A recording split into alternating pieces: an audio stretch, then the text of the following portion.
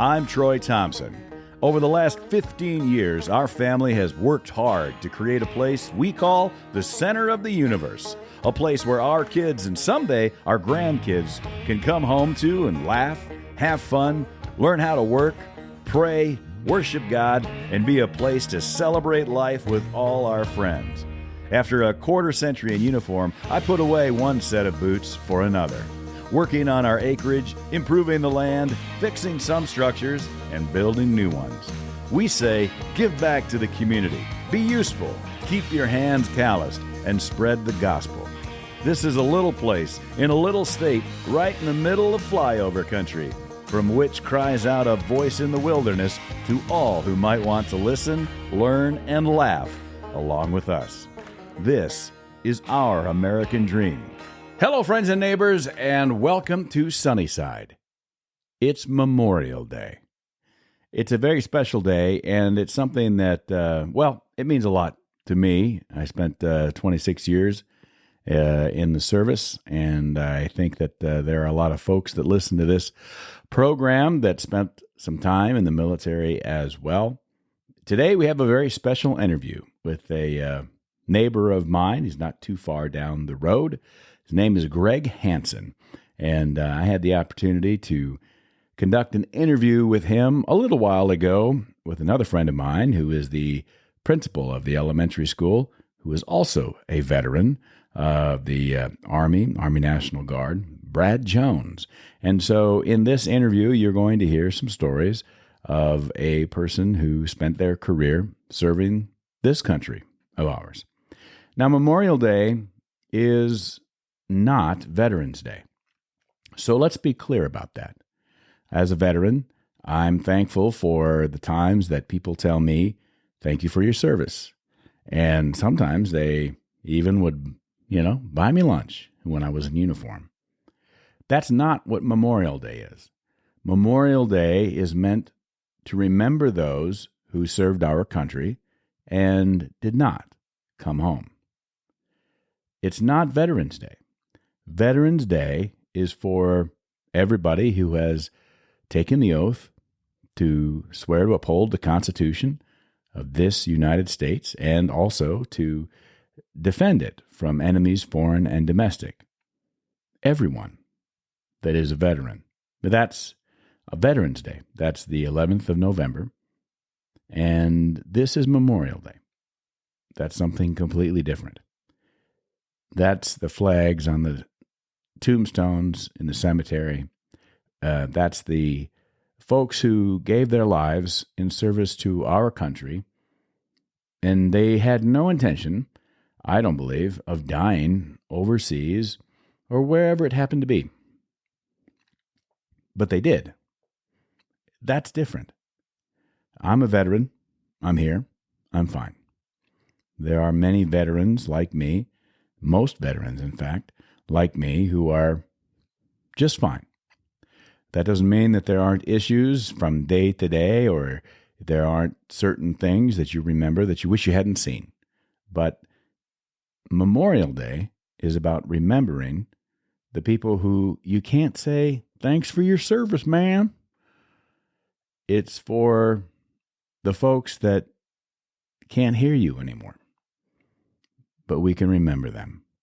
And so it's different. Today, I hope you take the opportunity to remember those who did something that perhaps you did not do. And obviously, if you're listening to this, you did not do, including myself. We did not die in service to this country. And so it is a very special day today. So please don't take the day lightly in the sense that you wander around and you see somebody that has served in the military and say, hey, thanks for your service. We're not going to punch you in the mouth, but there are a lot of us that know people that we served with that didn't make it home. And so it's not about us and our decision to serve.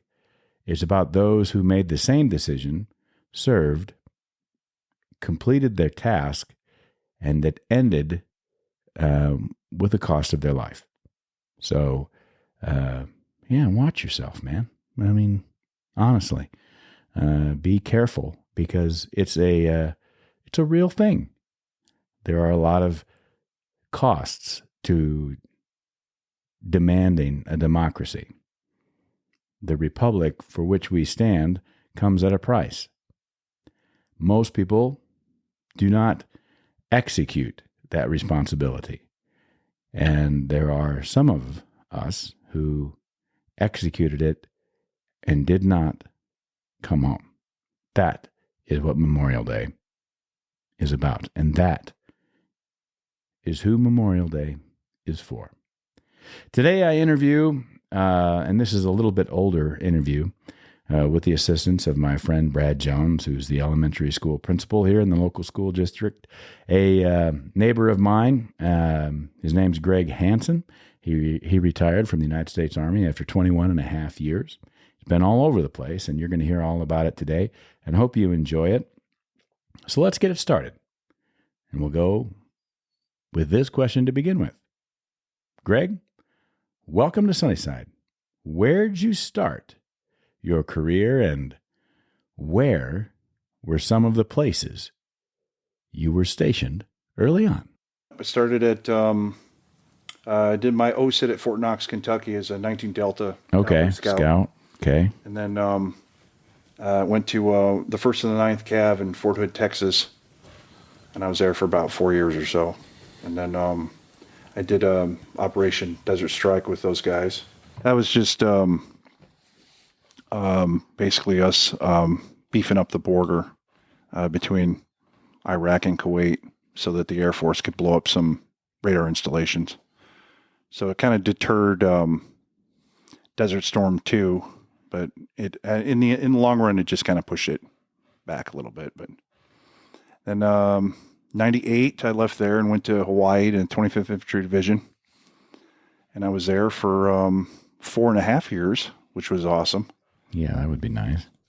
And then from there, I went to 2nd Armored Cavalry Regiment in Fort Polk, Louisiana. And then did got nothing to say. That's just like, well, that's what you get for going to Hawaii for 4.5 years.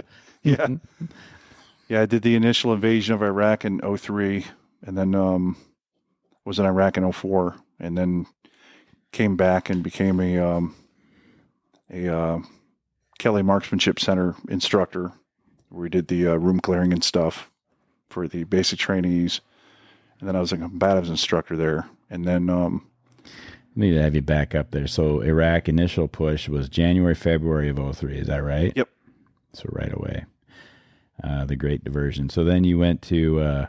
So we were for that we were on the east side with the Marine Expeditionary Force and the 82nd Airborne Division. I wasn't in the 82nd at the time. I was in 2nd Armored Cavalry Regiment, and then we leapfrogged, where the Marines would take out a target and we would provide cordon security, and then we would go do cordon security, or we'd go take the next target and they'd do cordon. So we leapfrogged all the way up to Baghdad, and then we approached from the east and took out the Sumner cigarette factory, and then we held that in place and manned the guard towers, and then the bug zapper effect basically took out the last of the remnants of the Republican Guard. And then 3rd ID was going up straight up the center. And then I don't know who was on the west side. I'm not sure who was on the west coming up. Back up to explain the Sumner cigarette factory. So it's so if you look at Baghdad, there's a giant square, and that's Sadr City. There's 2.2 million people in it. At one time, it had the highest population density in the world. It doesn't anymore. But Saddam had put all of the Shiite Muslims in that square, and all the Sunnis basically controlled the Ba'ath Party. And the Sumner Cigarette Factory was this cigarette factory that happened to be a compound with high cement walls with guard towers, and then and they recognized that on the map. And then so when we got there, we took out the Republican Guard that was in there, and then we occupied the guard towers. And then while the Republican Guard were trying to take back bits and pieces here and there, they were just running into our guard towers.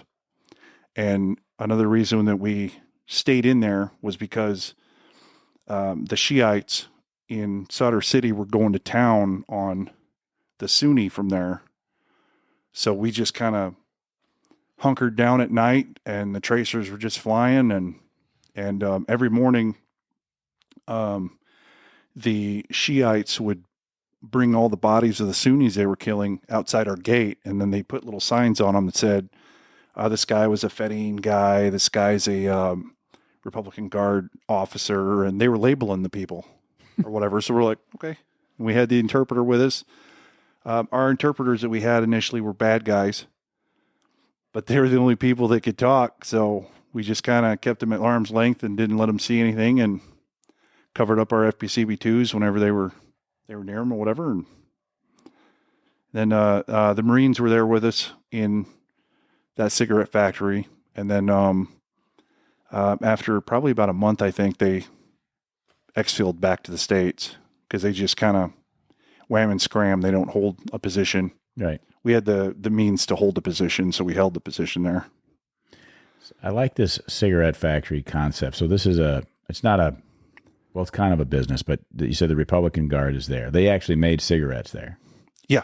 Yeah. Yep. So there was a state cigarette factory or whatever that Saddam had, and they had the Republican Guard there, but it created essentially the high position for you. Yep. And they had a building that was about 7 stories tall in it too, and it could overwatch the entire Sadr City. So when you got in there, did you discover that it was more than just a cigarette factory, or was it just a cigarette factory where the Republican Guard happened to be? It was just a cigarette factory where the Republican Guard had occupied. There was no people in it, no workers or anything like that. There were all of their stock was still there though. Okay. So our guys, of course, were like, "Ooh, free cigarettes," and they started smoking them. They started getting sick because the filters were a lot worse, I guess. It's more straight tobacco, so they actually our guys learned pretty quick not to smoke those things. And there was one room that I walked into that I don't know who did it. I don't know if the Marines did it, or I don't know if the Republican Guard did it. Somebody was just bored or whatever. But they took a room that was probably 3 or 4 times the size of this one, and they dumped all the cigarettes on the floor, and it went up to your waist. It was just cigarettes all the way up to your waist, basically. But I'm glad I wasn't in an S shop. The S shops had to clean that whole building out because they were going to use that. They were going to put the command inside that building. Really? They were going to put the battalion or the brigade command inside of a 7-story building that's pretty easy to mortar, yeah. Yep. That sounds like... Yeah, squadron command was in there. Yeah, squadron. Yeah. Sorry, that's right. You were with the Cav. That makes sense. Yeah. Yep. That's outstanding. I love that. I'd never heard that story before. So it wasn't really that was called the sorry, I had it right. Sumner Cigarette Factory. Yep. And that was a real business place, but no workers and lots of bad cigarettes. Did you ever try one? Nope. I never smoked, so. Oh, you made it 21 years and you never smoked a cigarette? Never smoked, never drank. Yep. Chew? Nope. That's fantastic. Just pop. Good. All right. Well, you did better than me then. Well, it's one of those things that, I get to Fort Hood and everybody's so damn miserable, and it's 1995, so the barracks smell like pot still. Mm-hmm. And they said, do you smoke or drink? No. I was 17 because I had parental consent, and excuse me, and they're like, well, before you leave here, you'll be a good smoker and drinker. And I just kind of thought of that as a challenge. And then when I got to Hawaii as a E4P, they said, hey, you want to go out drinking? No, I don't drink. Do you smoke? No. Well, before you leave Tropic Lightning, you're going to be that. So that was another challenge to me. And then it just, as time went on, my mom and dad never smoked or drank really. So that's amazing. Dad smoked, but yeah, I mean, that really is amazing. So you joined in 95. Yep. So did I. Nice. Yeah. all right. Not in the same place, apparently. Yeah, I went to Fort Drum. So, Okay. yeah. Did you ever go there? I almost went there. Oh, all right. I had orders for drum, going from.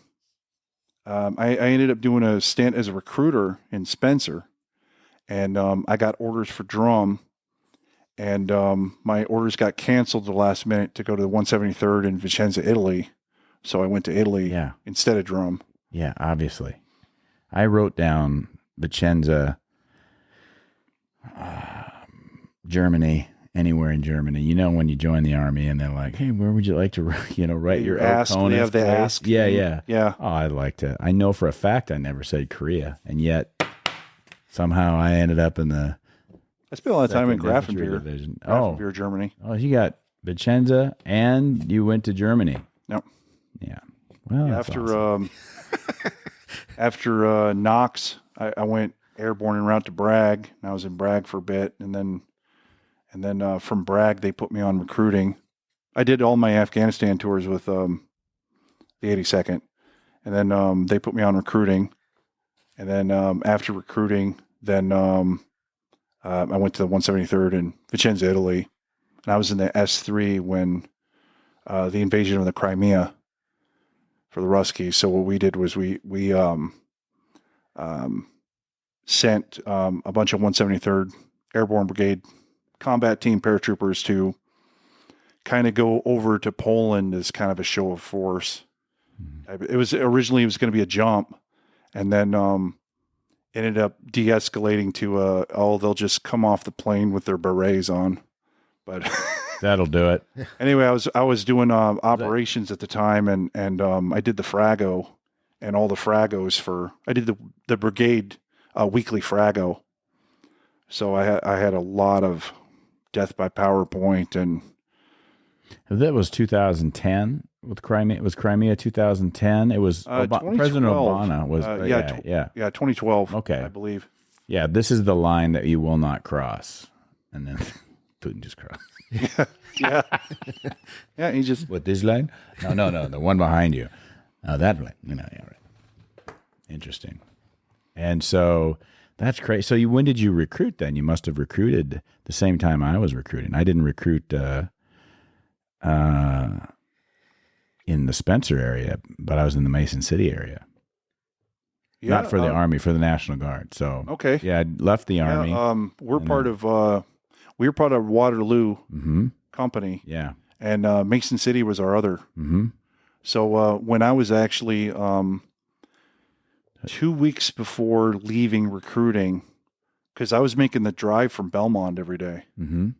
Oh, you lived at hometown. Yeah, I lived at home. Yeah. And was that part of your recruiting area? I thought that was Mason City's area, Belmont. Yeah, it is. It is Mason City's area, but Mom and Dad have a very large farm.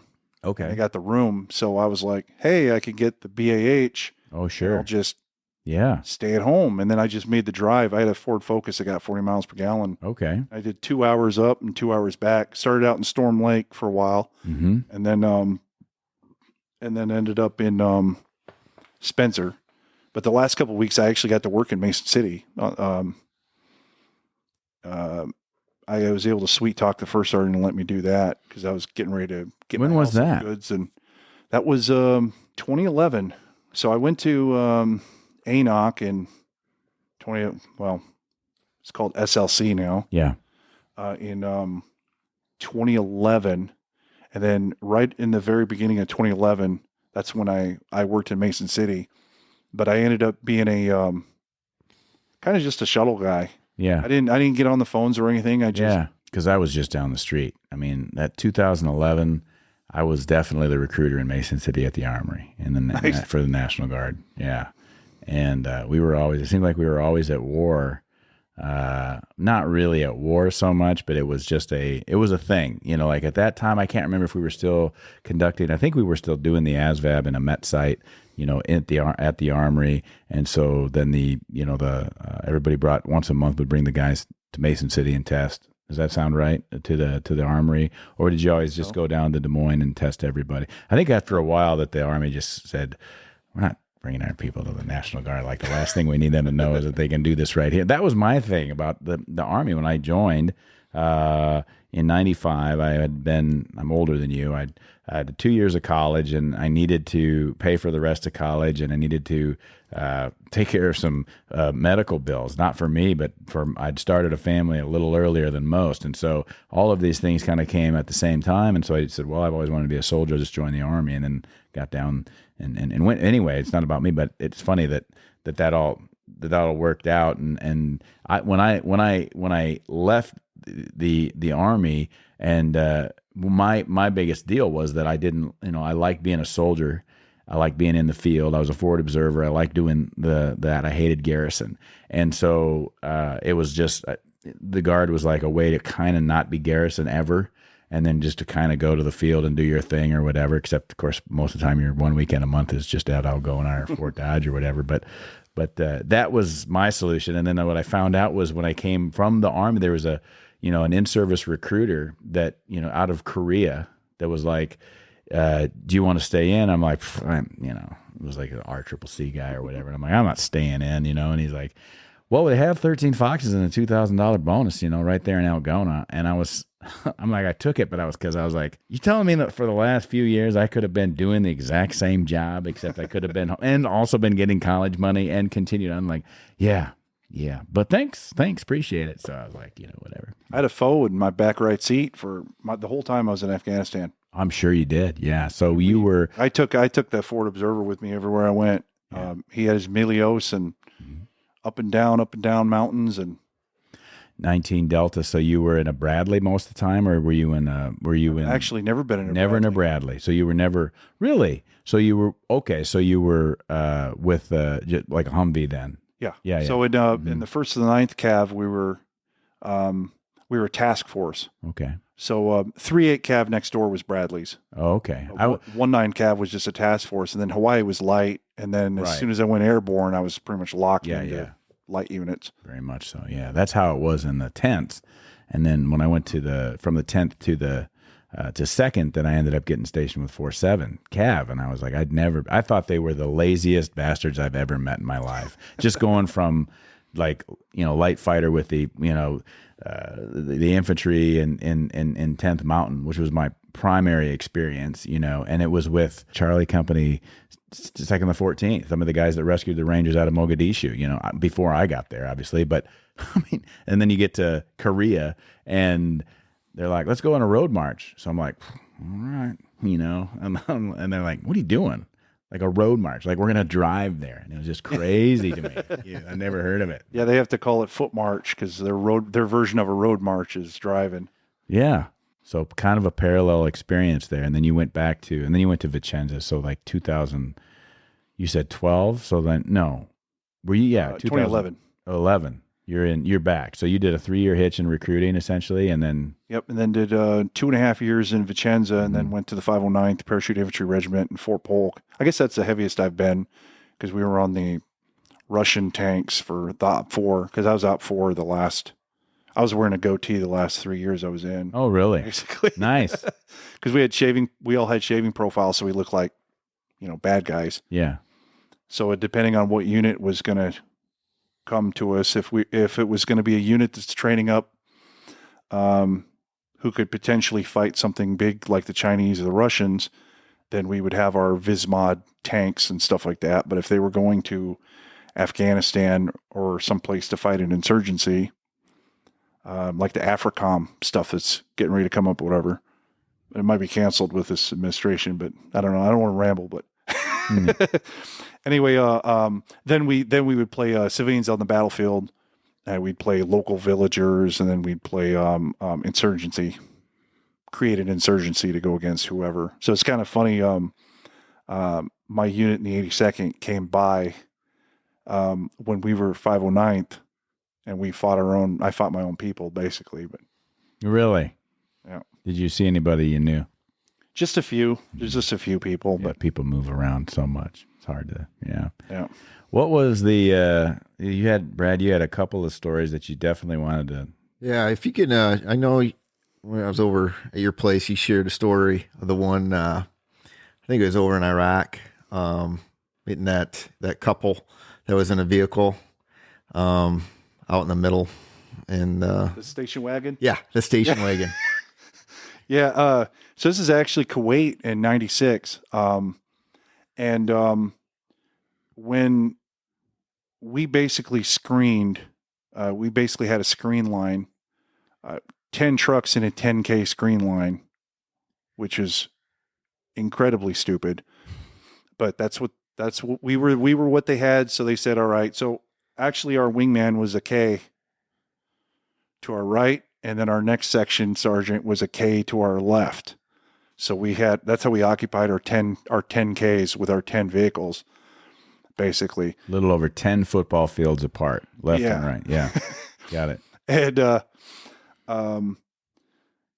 so we see this vehicle that's way the heck away. And so Sergeant Jernigan, my TC, says, all right, let's go to it. So we jump in the truck and we drive all the way down there to it. And it's a station wagon, a green station wagon that's stuck in the sand. And so we're standing there, and Sergeant Jernigan gets out and he yells he learned like this one line from Arabic. He's like, Kana come busy, or whatever it was. I can't remember what it was. The only thing I remember was halt kifau army, which is stop or I will shoot. And then I could march. I was a ICDC drill instructor in Iraq in 2004, where I trained Iraqi army or whatever. So I know how to march them or whatever, and I know how to yell at them or whatever. But anyway, so he did his thing. We're like, what are you guys doing here or whatever? And you can't be here because this is a hostile fire zone or whatever. And we noticed that there was a lady who was in her black garb. And traditionally, I know in Iraq, hanging out with PSYOPs and civil affairs a lot, they said that the reason that they wear the black was there's been a death in their family within the last 10 years or whatever. So that's why they're all, that's why there's a lot of death over there. So a lot of people are wearing that black traditional Muslim garb or whatever. Anyway, so there's this woman who's digging with this shovel, digging the sand while the guys are watching her because women are second-class citizens, and just trying to dig them out. And and he was able to kind of determine. We didn't have an interpreter, so they're just kind of stuck or whatever. And I said, "Do you want me to hook up a winch and pull them out?" And he's like, "Well, you want to do that?" "Sure, I could do that. Yeah, why not?" Okay, so I unleashed the winch and I walked over there, and I really, really was very conscious of where I put that hook because I didn't want to rip their thing apart. So I made sure it was on a nice, good A-arm or whatever, and I got in there and I pulled it out, and the lady, you can only see her eyes or whatever, and she gets in the car and pulls out a black bag and starts walking towards us. And my gunner comes down. He's like, "Should I shoot her? Because is it a bomb? Like, what is it?" No. I don't know. And for some reason, I looked in her eyes, and maybe I just made it on the spot. I for some reason I trusted her. You could flip a coin. It could have been bad either way. She comes in, and I had my window open because we're in Humvees with no armor. And I had my window open, and I let her put her hand inside with the bag, and I let her put it on my lap. And when I opened it up, it was full of candy bars. and it was like Nestle's Crunch and Hershey's and stuff like that. And like, it's 115 degrees dry heat out. How come it's not how come they're not melted? What do they got them in there or whatever? But, and she's, saying some stuff. I don't know what she was saying. And I was like, yeah, thank you. You're welcome or whatever. And she kind of walked back. And they got in their car and they started driving off. And I would imagine they probably got stuck another 10 miles down there because they're trying to cross the desert in a station wagon. But I don't know if they're probably fleeing Iraq because the borders weren't very well defined back then. That was 1996. So it It's called Operation Desert Strike. It was Intrinsic Action 9603 was what the actual official name of the thing was or whatever. But Yeah, a lot of people don't know. We kept on, not like we typically do, you know, when we go somewhere, we're still there. So you were in Kuwait and you were holding the line, but you were doing it a kilometer apart from your left and your right limit. Well, your left and your right. And you had a 10K. Yeah, our screen was a 10K screen. Okay. We had a 10K screen. And then we basically were making sure that the 11 divisions of the Republican Guard that was in the South weren't going to jump. If they were going to jump across, basically the plan was just, you know, call in direct, call it in, and then displace and go to survivability mode or whatever. But so you had, but what did keep the chocolate not melted? I have no idea.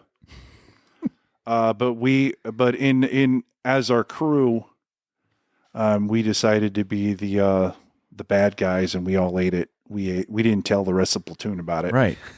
That's we hoarded it. You should have. Yeah. You took it. But what are the chances, though? And I don't know. I mean, it's really easy to imagine, like, that's a very dramatic moment, and you can build up to it and go, like, here comes this lady, and she's all dressed in black, and she's got this bag, and she's bringing it towards me, and then you're just like, yeah, I trust her, and then she's going to drop it in your lap, and then everybody's anticipating an explosion. But who just in their right mind, and maybe they're different over there, but who's just carrying a bag of bombs around in case we need to? I mean, that would be a pretty extravagant plan, but certainly not impossible to say, well, let's pretend like we're stuck. These ding-dongs are going to come along, and they're going to pull us out or whatever, and then you're going to blow them up. And then since you're second-class citizen, well, if you get blown up, well, that's just part of the deal. But what I think is crazy is you add 10 years onto that story, and you might have a different reaction. And 100%. If that's right. Yeah, 1996. We're they just got kind of me, like, you're probably happy to see us. They got me in the right year, because if that would have happened in late 03 or 04, when I was just like brand new into combat and very jumpy, and I couldn't go to 4th of July celebrations, and popping of balloons would jerk me up and stuff like that. That'd have been a bad time for her to try something like that. But yeah, but you were just after my last Afghanistan tour, when I was more relaxed. The human body can get used to pretty much everything you can think of. You were 18 when that happened, 18, 19 years old, but so private PFC or something. Yep. Mm-hmm. And then you said, like, yeah, sure, 10 years later or even less than that, you'd be completely different. By that time, you're probably easily a staff or something like that, and struggling or just having those experiences. That's crazy. What did you think? Have you reflected? I mean, you've been out since 17, 18. When did you get out? 2015. Oh, you got, okay. So you've been out for a while. And have you reflected, or did you reflect in the time, even while you were in and got to senior NCO status and things like that, of the 18-year-old you facing down a bag in the lap that turned out to be candy bars versus the 26-year-old you, combat vet? Have you ever compared those two yous? Yeah. Yep. And there are so many times that I think I just lucked out, that if I would have had my head forward instead of back one time, when there was a crack and a thump coming through the cab one time, I wouldn't be here. There's an IED that we had in 2007. My platoon hit 27. So there were 27 IEDs in the month of October, and my platoon hit 7 of the damn things.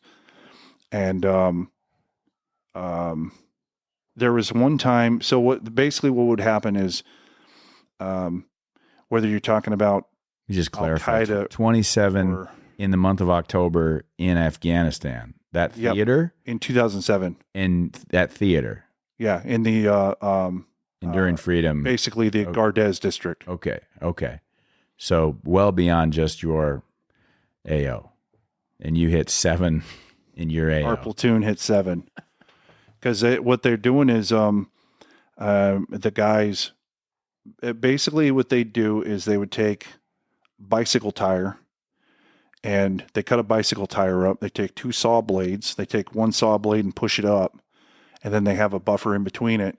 When the saw blades connect together, that's when what completes the circuit. They run a double line off of that goes to their main charge that's in the ground, and then they have another line coming off that will just stick out of the ground. And cars drive over it all day just to put tire tracks over it. So it's not like in 03 when IEDs were literally boxes on the side of the road. And if you weren't paying attention, that's how it blew you up or whatever. These things were a lot more advanced through a system we had Right. that basically got retinal scans and fingerprint scans from all military-aged males that we took. Because, every time we go out, they'd say, put 10 more people in the system. Part of your patrol is to put 10 more people in the system. And it was a collective database. And when the site exploitation team, who they called themselves Sexy Cell, site exploitation team, would come down after an IED, they would basically take the prints and everything, put that in the database and say, these are prints that caused IEDs, and then see if anybody got them in the system, and then try to link them. So basically, by fingerprinting every military-age male that there was, we were able to locate people a lot easier. And part of our job in the 82nd, we weren't just in Baghdad. We stayed stationed. We stayed in the Sumner cigarette factory for a year and a half almost. We just stayed there. We did missions out of there.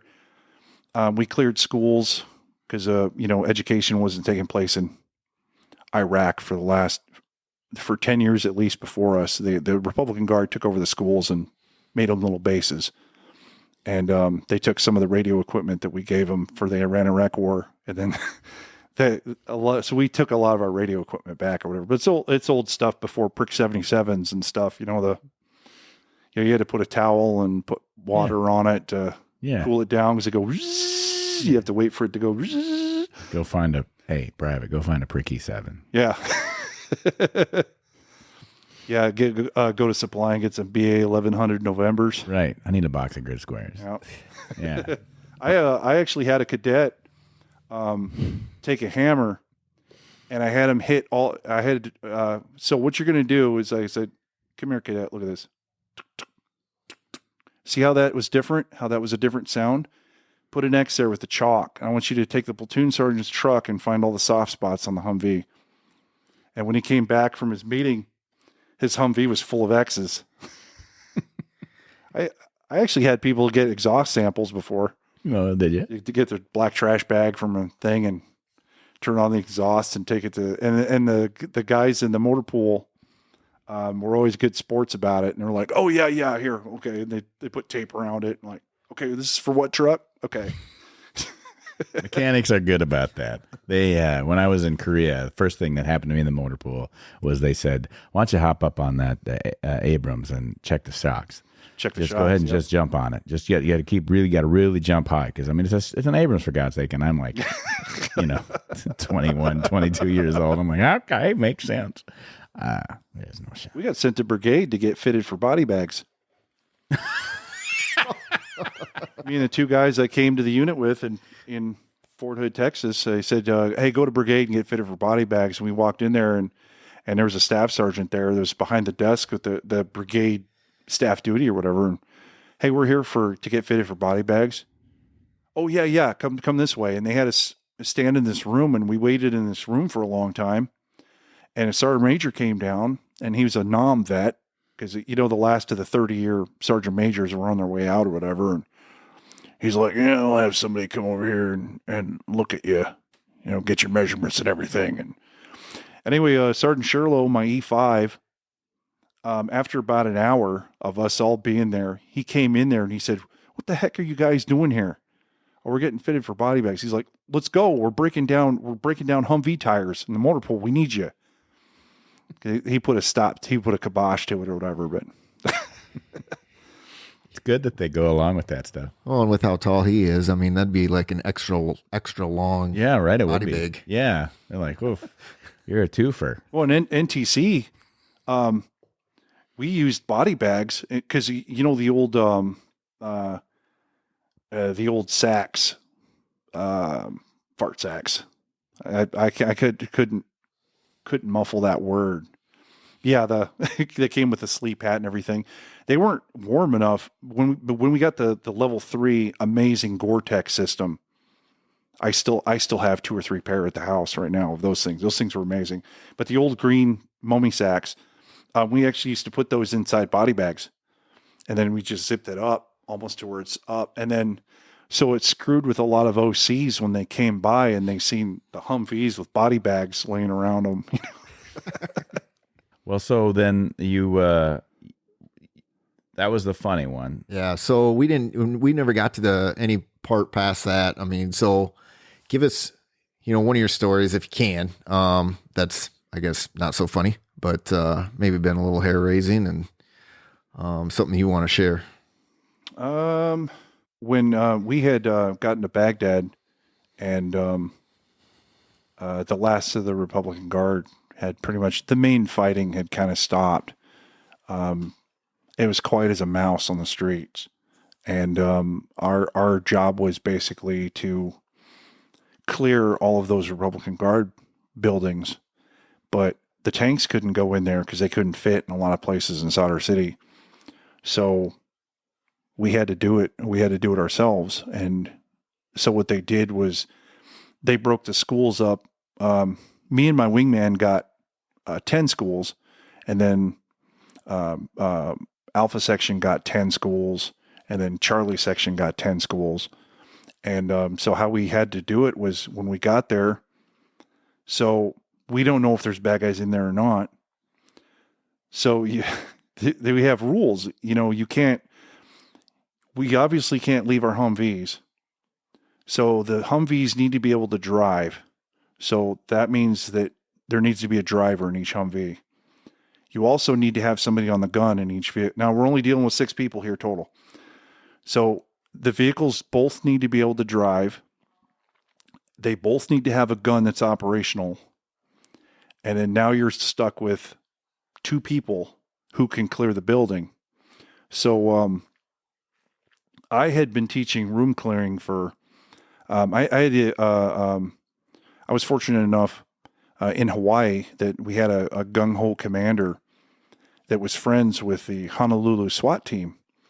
And once a month, our unit went down there and we trained with the Honolulu SWAT team. And our Rangers taught them some things, and we taught them. They wanted to learn like fun stuff like Mark 19s and 50 cals and stuff like that. And they taught us room clearing. And a lot of times it was just an argument between the Rangers and the SWAT. And in the end, majority of the time, we're kind of going to go with the SWAT team on this one because they're just so dang smooth when they clear a building. They're just, because that's what they do. That's what they do all the time.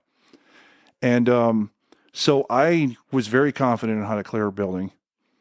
And you have to have an NCO with the vehicles. So what we had to do was I took Sergeant Bowman's driver with me, and my Sergeant Bowman, he was my wingman. His story basically was he was in OSET as a holdover in Fort Knox for a little bit. He was sent to Korea and went straight to be a commander's driver.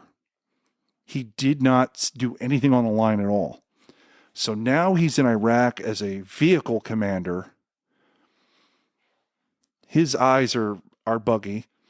And both of our gunners and both of our drivers are straight out of basic training.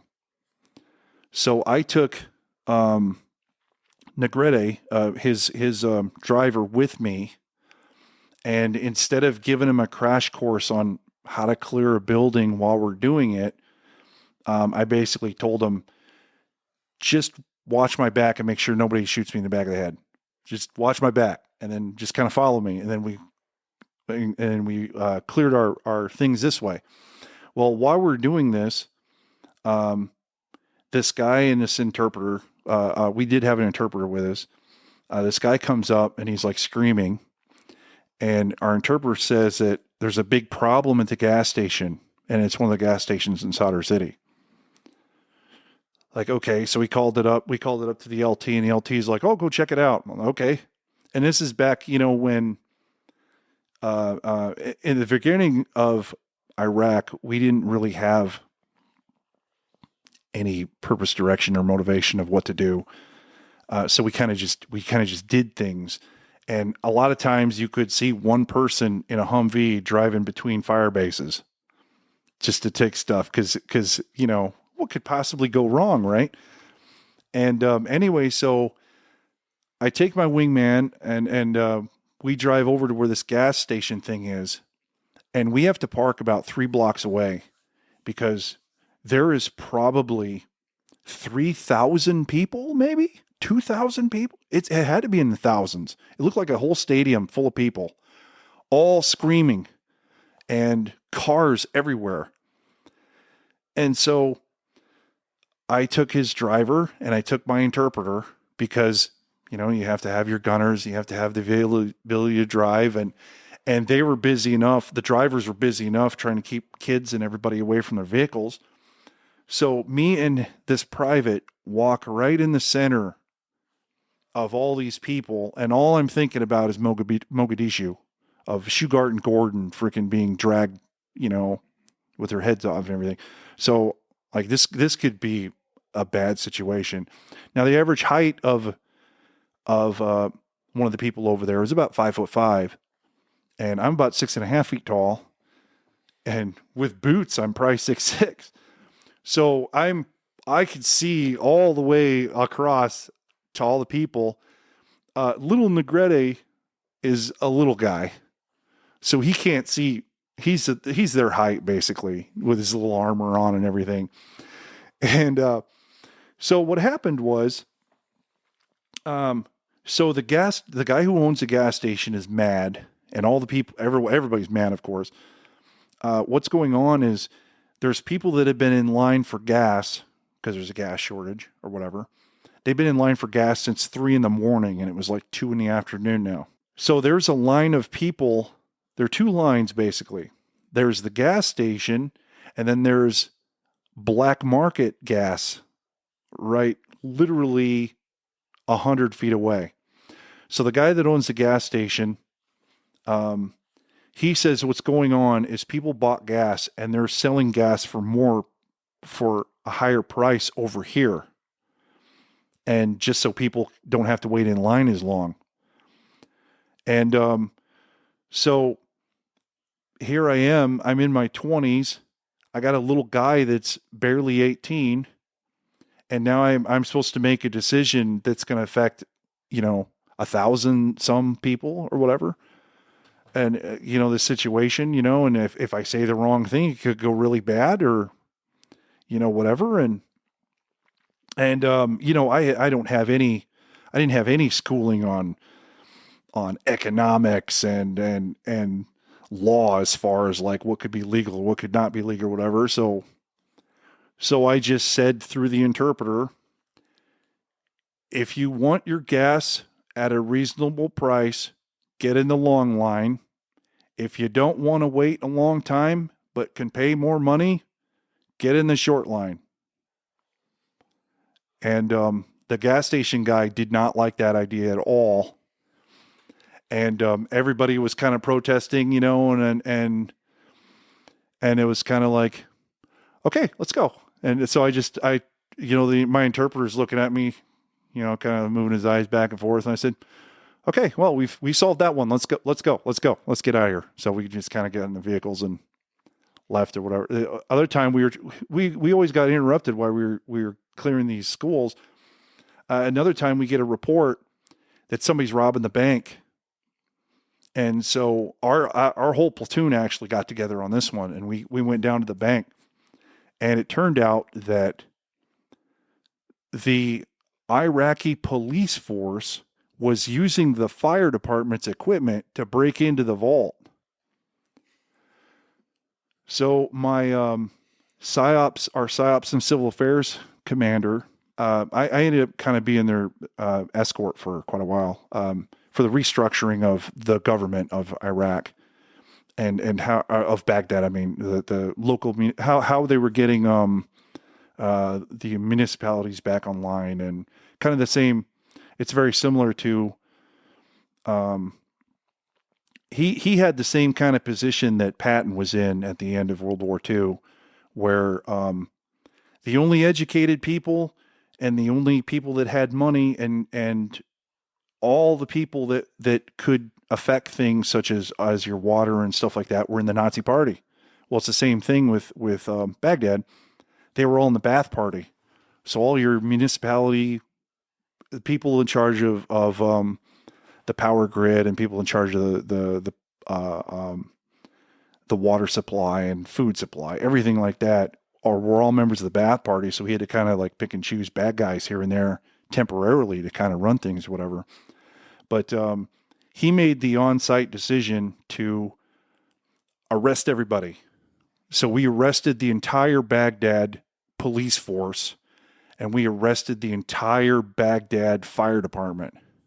All the fire departments, they were all throughout Baghdad were arrested. And so now we were the fire department, and then we were the police department. So very quickly, our policy was if it's on fire, eventually it's going to run out of fuel and it will burn out. And then we just kind of like made it up as we went as far as policing.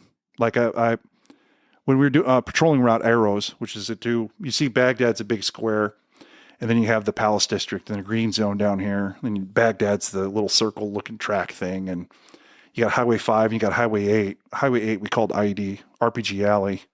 And then Highway 5 I get Highway 5 and Highway 8 confused, but maybe it was Highway 5 that's RPG IED Alley. And then Highway 8 went up to Baghdad. But anyway, so we used to patrol Route Arrows a lot, which went to the old Republican Guard compound that was in the south. And I pretty much got Baghdad memorized. I could draw that damn thing. I've been there. Let's look my hometown, really. But anyway, one time there was a car parked on the side of the road, and there were a couple guys that were drinking. And, I had the interpreter, and I said, "What are you guys doing?" And he's like, "Well, we're drinking."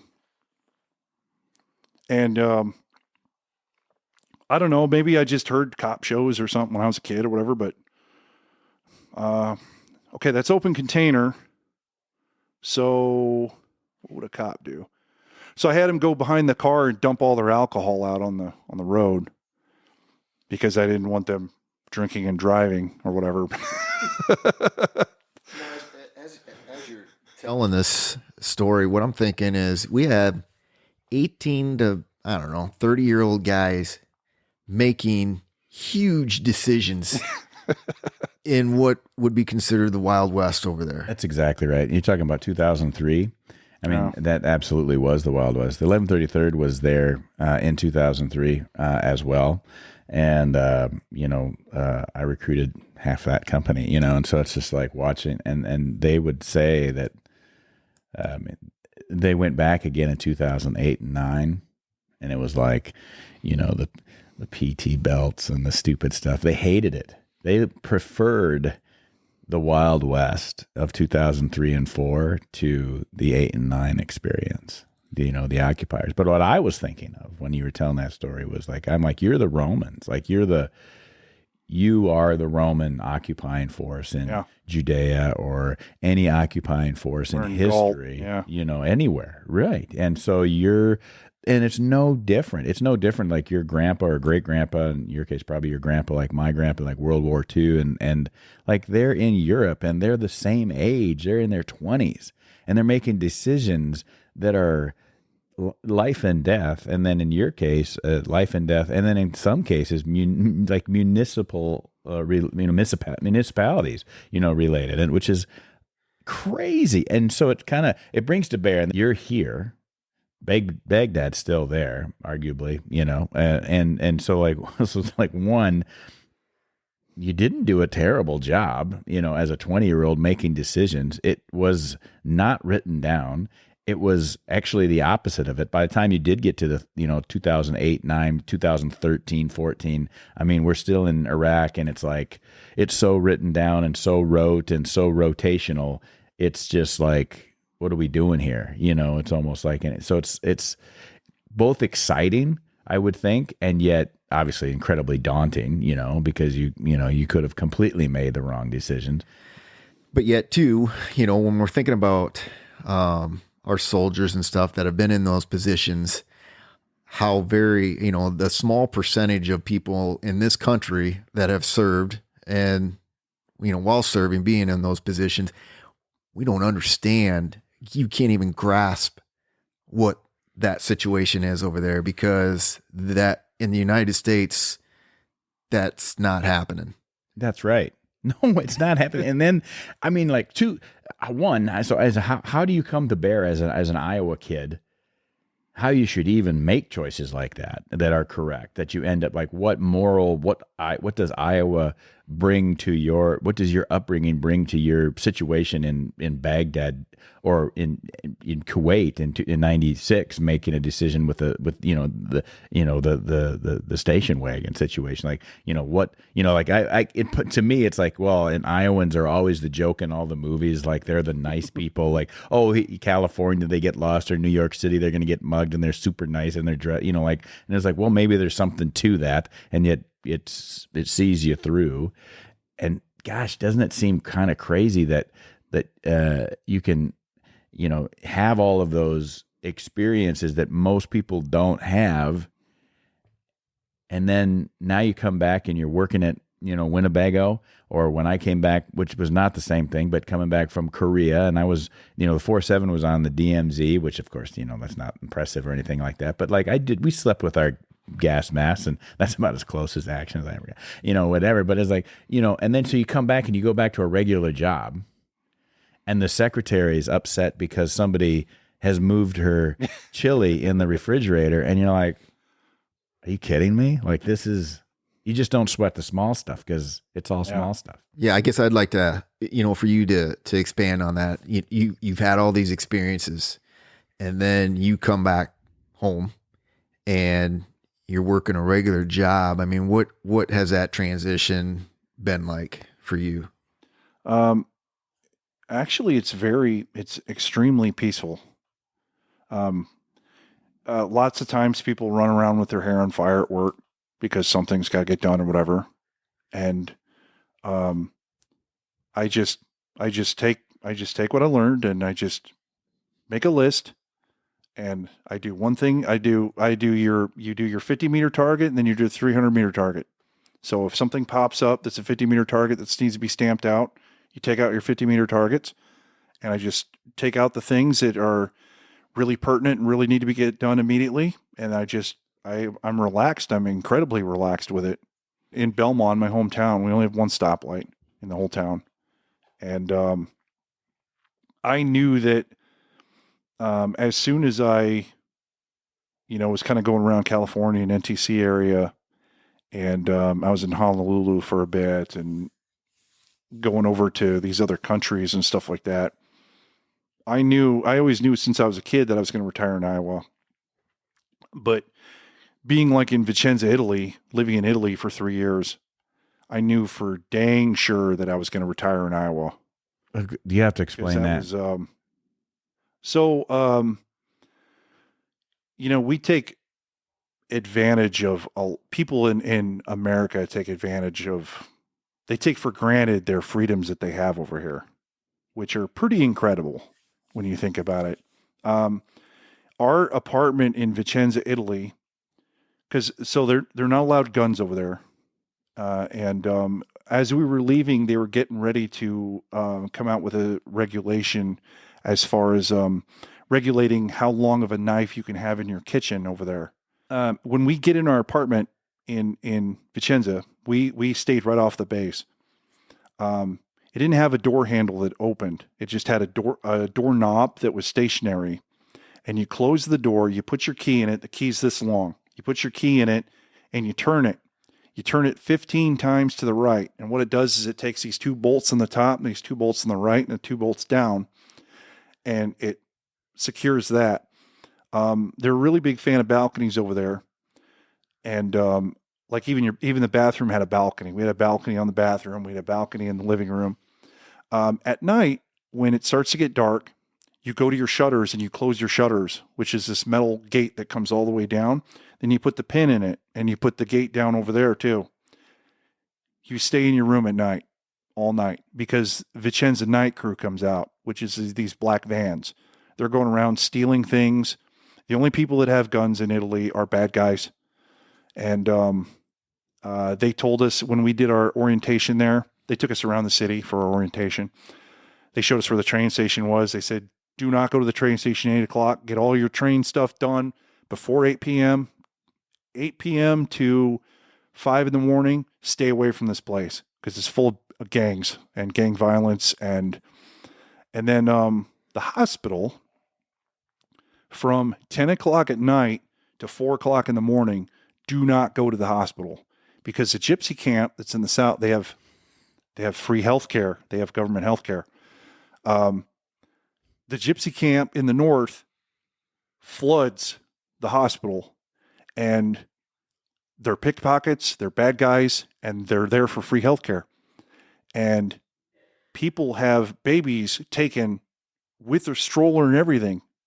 Human trafficking is as bad. Well, it's a little worse over there than it is here. Human trafficking is a nightmare here, but it's pretty horrible over there when the gypsy camp comes down and takes your stuff. So you're just kind of like, you're hiding. If the police now at night, the police, they do the same thing. They close their shutters and they lock themselves in, and that's pretty much where they stay. And it's just it's a nightmare basically compared to the freedoms that we get. So you're in. You were in Honolulu, you were in Vicenza, you were in Germany, you were obviously in combat zones. I get that, and I'm with you. I lived in, the New York area, the cities and the Twin Cities and whatnot, in Wisconsin, the, suburbs of different places. And I thought, but bigger places. And then, the old song, I've been around the world, and I know that in my case, I knew I was also coming back to Iowa, which is weird. But it wasn't necessarily because, I don't know if it was any of those. Obviously, I didn't have that experience that you had with the the weirdos in. But so why, if you could express it a little more concisely, why come back to Iowa? Well, one good thing is my family's been here. They came from Alamoskar, Denmark originally. My great grandpa did, and actually, it'd be my great-great-grandpa. So my great-great-grandpa Peter bought the land from Rowan, the guy named Rowan who created the town of Rowan. He bought all that land around Rowan from him, and then they owned that for a long time. And throughout the generations, it kind of got here and there or whatever. But my family's been farmers pretty much for hundreds and hundreds and hundreds of years until my grandpa was kind of the last farmer, and then my dad and my aunt and my uncle weren't farmers or whatever. So that's where the generation kind of stopped or whatever. But all of our family is still here in Iowa, and the wife's family is still here in Iowa. So that's a big contributing factor to it. Also, where a good example is the AIDS epidemic. How it was really big in New York, it was really big in San Francisco in the 80s. And it really didn't hit us out here in Iowa that much. And it never really hit us out here, actually. It wasn't really an epidemic out here. Little things like that. It may take us a while to get a movie, compared to the coasts, which are closer to shipping ports or whatever, but it's nice that it's quiet. And originally when I got out, I was dead set on either doing SWAT or doing SWAT sniper or doing something like that. I needed something that was firearm related, and just trying different things I interviewed for Goldfield, that's over by Clarion. And I got accepted for that job to be I was going to start as a police reservist and then do that for a little bit and then become a full-time cop or whatever. And just kind of thinking about it, it's one of those things like, because we're just starting a family. We got another kid on the way. Like, you know what? Maybe I should find a job where I don't work weekends. I've missed enough holidays. I had my grandpa on my mom's side died when I was in Kuwait. My aunt on my mom's side died when I was in Iraq. My grandma died when I was in Iraq. My grandpa died when I was in. My grandpa on my Hanson side of the family died when I was in my first tour of Afghanistan. And so I literally missed all the funerals, every one of them. The only funeral I actually went to was in 1983, and that was my grandma, and I was 7 years old or whatever. So I just, I don't really need to. I don't need to carry a gun for a job or whatever. And when I started, I actually started on the line first at Winnebago, working line 2, putting stuff together.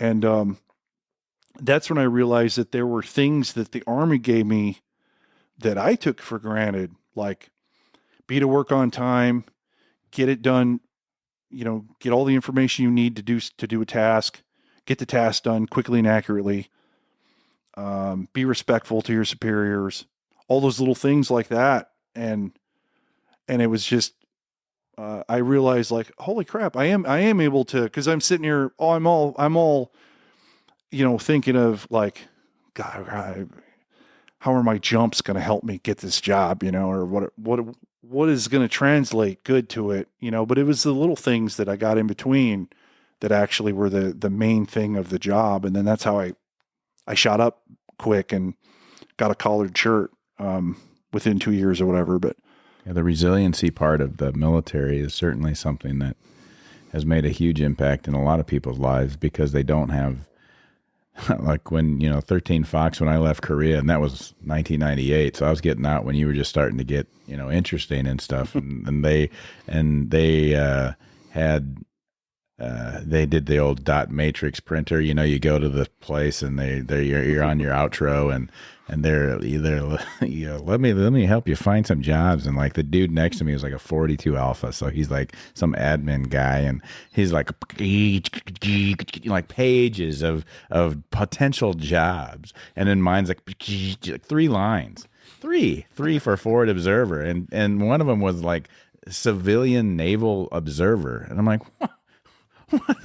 What in the world? That's the worst, And there was there was the EOD or something like that, and I'm like, hey, I don't get that close. If I get that close, it's danger close to So it was just like nothing, and then you get out, and then you go on, take your talents wherever you may be, and it doesn't really matter. First of all, you've never been unemployed because you've always got, you got a back and you've got hands and you can do whatever, and obviously you've had worse jobs no matter what it is, and so then you find out that it is those things. Is like, I don't sweat the small stuff. I can handle this. Have a positive attitude. Fake it till you make it. Embrace the suck. Whatever it happens to be, it all works. And I think that's great. And of course, we could talk about a million other things, but as you get into corporate stuff and you get into the job experiences and just like life in general, there's definitely, the military does things really well and they do things really poorly, but it teaches you either way. Nobody does bureaucracy, I think, better than big government, and in the military is part of that. So you get into your senior NCO ranks and you certainly see that, and well, you don't have to be senior NCO to see it. You see it pretty early on, but you kind of live it as senior NCO, and so you understand bureaucracy, you understand BS when you see it come, and you understand people that are just like treading water in their mid-management job or whatever it happens to be. And it's just like, so you've seen it, even though you haven't been to business school or you haven't done this or you haven't done that. Like I've seen it, and that experience goes a long way in cutting the mustard of what's happening. What did you say? Totally agree. Yeah, great. And you stayed 19 Delta the whole time. Yep. So you had a 79 Romeo. 79 Romeo part-time. Yeah. And then, I did S3, part S2, S3, and then an instructor. Yeah. But then combatives instructor. But right. Other than that, yep, always 19 Delta. Good. 19 Delta, 4 Papa Hotel. I don't know all the identifiers or whatever, but a couple of, we always got the first two rows are probably the bottom rows are probably the same. What's on the top of the ribbon rack for you? Meritorious Service Medal should be the top one. Did you get an Army Marksman? Did you get an enemy marksmanship badge or anything like that? I did not. You did not. Okay. I did not get that. Purple Heart. Meritorious Service Medal. Nice. I do like the Stetson, though. I got to tell you, it's almost overdone anymore. But thank you for your service. I mean that. We've all served, and I appreciate what you've done, and I appreciate that you've come back, home here to Iowa, and you're raising your family here. That you're part of our district, and it's just good hearing your stories. Cool. We didn't even talk about death either.